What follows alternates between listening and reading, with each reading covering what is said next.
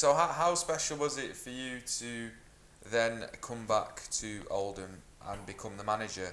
First of all, working under Neil Warnock, what was that like? Different. We've seen some of the videos of him at Sheffield United, Different. absolutely giving it to the... Yeah, different. Was he a different type of manager to what you were used to? I think so. It certainly, you've just mentioned that about the Sheffield United documentary. He was probably a little bit less aggressive when I was with him. He had some strange things that he wanted to get over in terms of team bonding. I think one time that he wanted all the lads to have a sherry and a raw egg after training, which I wasn't. Well, he wanted me to do it as like because I was player coach, and I just said I'm not having that. There's no way I'm having a raw egg in a glass of sherry. Said so, I'm not doing it. So he just told me to go outside of the. He didn't want me to be seen as I wasn't doing it. Oh, really? So I went out and collected the balls in after the training because down at the training ground there was quite a few bushes and balls used to get stuck underneath them. We used to have about 20 minutes afterwards trying to find these rogue balls. So I was sent out and I went and did that, and the rest of the lads had to show that they had a bit of that inner strength and what have you, and they had to down this raw egg and a sherry. I think there was a few might have come back up. But I was not doing it. I didn't want. No raw eggs for me. Salmonella's not getting anywhere near me. Well, unfortunately, this is what we're doing after the show. 24/7 football but hey, for you, George, I'll down a raw egg. Right. So I promise you, if we ever get Neil Warnock, unlikely. If we ever get him on this show, I'm going to ask him about that. Yeah. Raw eggs in your Yeah, sherry. there was a few other strange things, but he was. He would. Good to learn from as well. Yeah, but he was one of those that he didn't do a lot of coaching. He was the manager. Yeah. It was myself and Ron Reid that used to do the coaching, and he would learn off us as well. I'm sure he would say that. Do you think that's more of a modern thing as well? Because you think of Sir Alex, he wasn't really a coach, was he? He didn't do any. No, I think. You think of Pep Guardiola. Well, he's the coach. Peps, the coach, yeah. I mean, it's changed, hasn't it? It's gone to that more first team coach, and then you've got the director of football or whatever, and things like that. It seems to be going even more that way at the moment. I mean, Pochettino not long ago said, "I'm not the manager. I coach the team," and I think it can be a dangerous situation because you've got to, I think, have a real good relationship with a footballing director or whatever you want to call it. If I don't like you and it's reciprocal, surely it's heading for an explosion at some stage. And I think that when you want a player, you've got to be able to say to the sporting director, listen, you do what you can to get him. I want him, not the other way around. We want to sign him, and you're having him. And I think that, from an outsider looking in, because I've never worked under that regime, sometimes I think that's the way it goes, and not the other way. Yeah, absolutely. And then obviously Neil Warnock left Oldham. So how special was it for you to come back and take charge and manage Oldham and really stabilise the club at that time? Yeah, it was a difficult season because we were fighting relegation, and we only managed to stay up on the final day, and actually that was through Man City beating York, and Joe was manager at Man City, so Joe did us a favour that day, and I think we beat Reading. Joe Royal have a brilliant connection, well, I mean, he's doing you favours. Well, listen, it wasn't a favour. I didn't phone him up and say like, Joe, you've got to beat them for us. I mean, I took that as read that he would want to. The last day of the season, they were at home. They would want to end on a good note. We wanted to end on a good note. we wanted to win, but also we knew we had to win to stay up. And I think we beat Reading, could have been 2-0 or 2-1, I'm not sure, but we ended up staying up that day. And then, you know, you could then again plan a little bit. Such a good feeling. Oh, it was fantastic. And again, you know, getting those players to believe in themselves was a big achievement, because I think when you've had a season like that, I think you do get doubts. You know, when I was at Brighton, you do doubt yourself, because you think, well, are we good enough to stay in this league? Are we good enough to compete?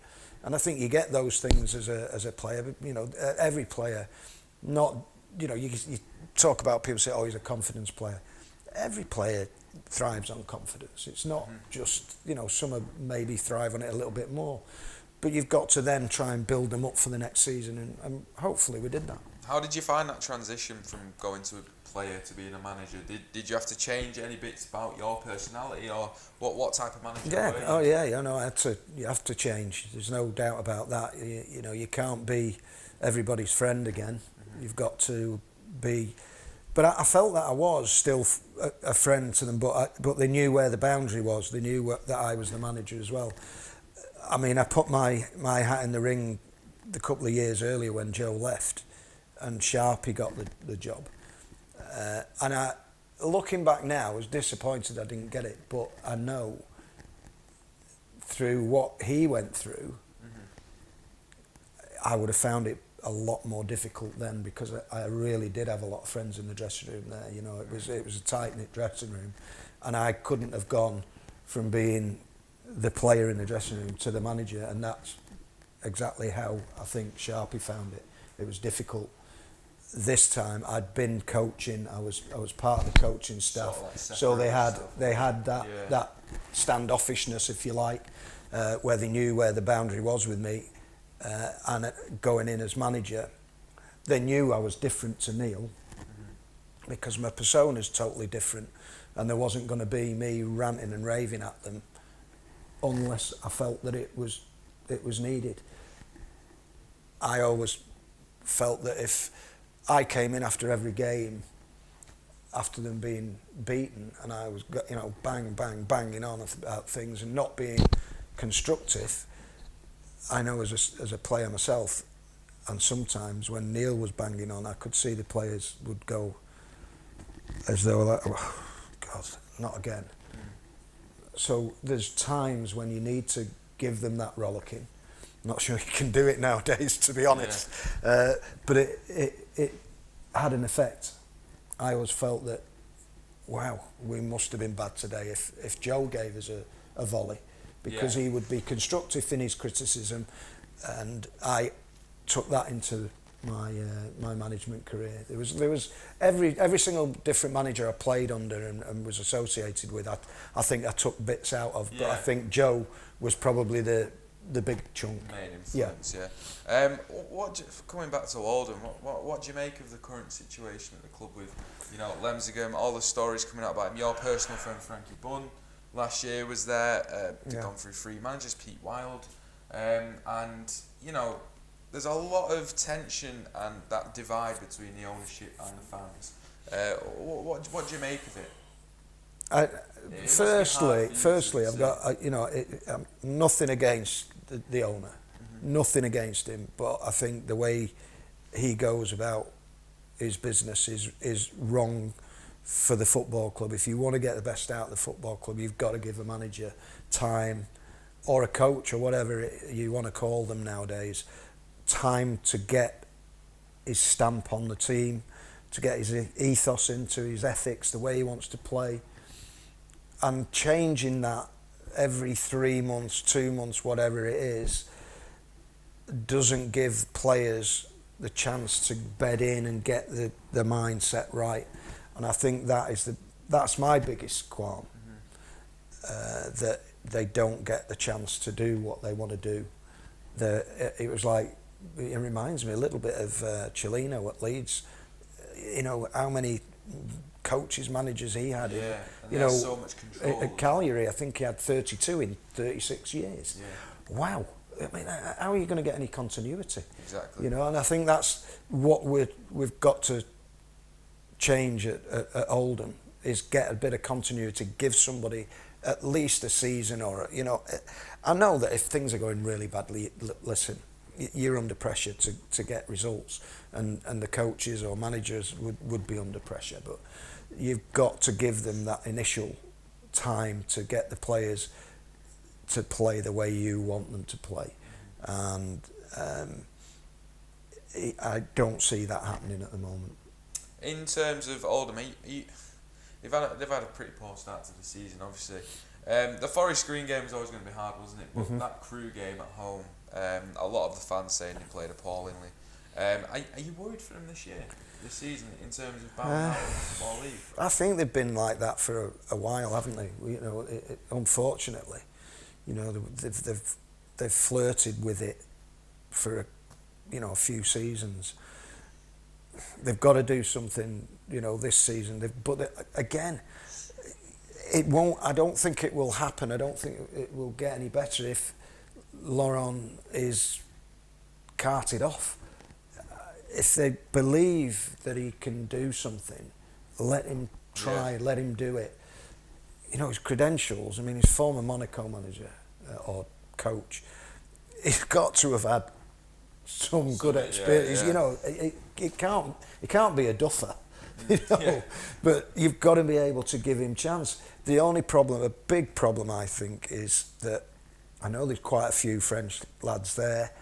Whether it's a bit cliquey, he can't speak English, I don't think, or pretty much very little. Limited, yeah. That's a problem. So I think it needs time for bedding in. I wouldn't be saying at the moment I don't fear for them, but the more it goes and the more it goes on, you then think, right, something's got to be done. I mean, apparently they were shocking against Crewe. A friend of mine went, he said it could have been 5-1, maybe 6, but by all accounts I think they played well the other night against Blackburn and were unlucky, you know, to concede 2 goals in extra time. But there again, that shows maybe a bit of naivety within the players, maybe fitness levels. I don't know, but you've got to take positives out of something, and that's got to be a positive for them doing well against Blackburn. So whether they can take that into the next league games, will have to remain to be seen.